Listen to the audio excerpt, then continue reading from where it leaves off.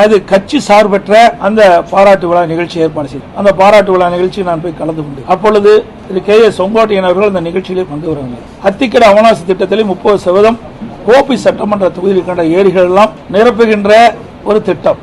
அப்படி இருக்கின்ற பொழுது வேண்டுமென்றே திட்டமிட்டு ஒரு கருத்தை சொன்னார், தவறான கருத்து. மாண்புமிகு அம்மா அவருடைய உருவப்படம், பொன்மனச்செம்மல் புரட்சித் தலைவர் எம்ஜிஆருடைய திருவுருவப்படம் இடம்பெறாத காரணத்தில் நான் அந்த நிகழ்ச்சியிலே பங்கு பெறவில்லை என்ற ஒரு தவறான கருத்தை சொன்னார்.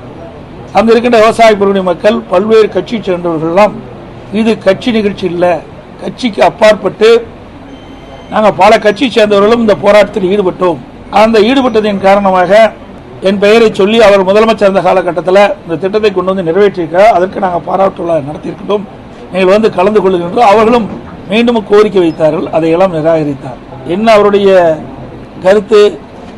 இங்கே அந்த நிகழ்ச்சியிலே மாண்புமிகு அம்மாவுடைய படமும் பொன்மனச்செம்மல் புரட்சித் தலைவர் எம்ஜிஆர் படம் இடம்பெறவில்லை என்பதுதான், அதுக்காக வரவில்லை என்றார்.